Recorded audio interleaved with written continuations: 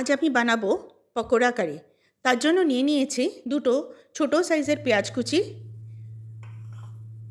এর মধ্যে দিয়ে দিলাম 2 বড় চামচ বেসন, একটা কুচনো কাঁচা লঙ্কা, আন্দাজ মতো নুন, 1 ছোটো চামচ রিফাইন্ড অয়েল। এবার একটু জল দিয়ে আমি এটা মেখে নেব, ঠিক যেমন করে আমরা পেঁয়াজি বানানোর সময় মাখি তেমন করে। মাখা হয়ে গেছে। এবার আমি একটু জল হাত করে নিচ্ছি, নিয়ে আমি মাঝারি সাইজের এই পেঁয়াজি বা পকোড়াগুলো বানিয়ে নেব। তেল গরম হয়ে গেছে, আমি একটা একটা করে ছেড়ে দিচ্ছি। একটু খেয়াল রাখবেন এই সময় ফ্লেমটা যেন হাইতে না থাকে, মিডিয়াম করে নেবেন। হাইতে থাকলে কিন্তু ভেতরটা পেঁয়াজির কাঁচা থেকে যাবে। লাল লাল করে ভেজে আমি টিস্যু পেপারের ওপরে তুলে নিলাম। এবারে আমি একটা বাটিতে 100 গ্রামের মতো দই নিয়ে নিয়েছি, ভালো করে ফেটিয়ে নিলাম। নিয়ে তার মধ্যে আমি দিয়ে দিচ্ছি 1/2 চামচ হলুদ গুঁড়ো, 1/2 চামচ লঙ্কার গুঁড়ো, 1/4 চামচ ধনের গুঁড়ো, 1 বড় চামচ বেসন দিয়ে আমি খুব ভালো করে ফেটিয়ে একটা পেস্ট বানিয়ে নেব। একটু খেয়াল রাখবেন যেন কোনো লাম্প না থাকে।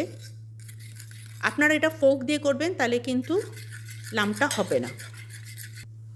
এবার 1 কাপ জল দিয়ে দিলাম, দিয়ে একটা ঘোল মতন বানিয়ে নেব। খুব বেশি পাতলা করার দরকার নেই।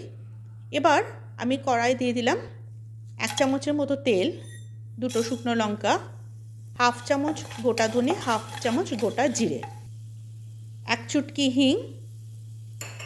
একটু নেড়েই আমি সঙ্গে সঙ্গে দিয়ে দেবো 1 চামচের মতো জল, যাতে হিংটা জ্বলে না যায়।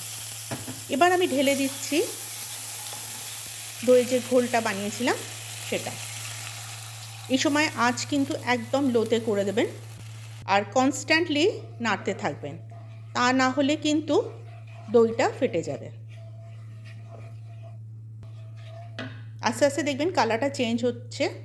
এবার আমি দিয়ে দিলাম 4-5টা কারি পাতা, 3টে চেরা কাঁচা লঙ্কা।